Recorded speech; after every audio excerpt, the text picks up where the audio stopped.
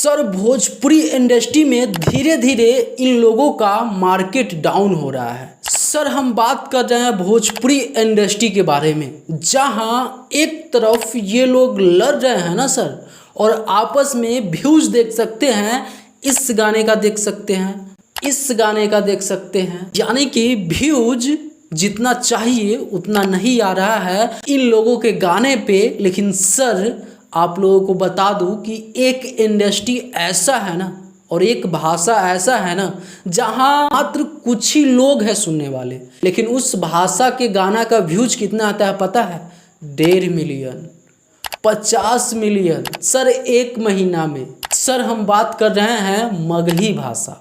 इस समय आशीष यादव जी इतना बज रहे हैं ना भैया, मगही में जितना सुनने वाला नहीं है ना, फिर भी इनके गाने का 50 मिलियन, 2 मिलियन, 6 मिलियन, 10 मिलियन भैया ऐसे ही चला जाता है मात्र कुछ दिनों में।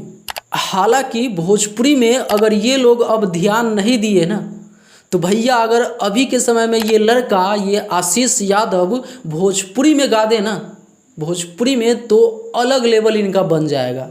जैसे मगही में अलग लेवल है और 50-100 मिलियन सही रख देते हैं बिना विवाद के, तो सोचिए भोजपुरी में अगर कोई गवा दे इनको गाना या गा दे तो इन लोगों का तो पत्ते साफ हो जाएगा। समझ रहे हो ना सर मैं कहना क्या चाह रहा हूँ? यानी कि सर बिना विवाद का ये शख्स जिसका नाम है आशीष यादव, जो 100 मिलियन, 150 मिलियन, 50 मिलियन ऐसा ही दे रहे हैं। बाकी अगर ये दोनों ऐसे ही लड़ते रहे तो सर इन लोगों को अब ज़्यादा दिन राजपाट नहीं संभालना होगा। अब आके ये लोग संभालेंगे जो मगही में गाना गा रहे हैं। खैर आपको क्या लगता है नीचे कमेंट बॉक्स में ज़रूर बताइएगा। फिर मिलते हैं कोई अगले बड़ा वीडियो के साथ, तब तक के लिए मैं सोनू आप सभी को नमस्कार।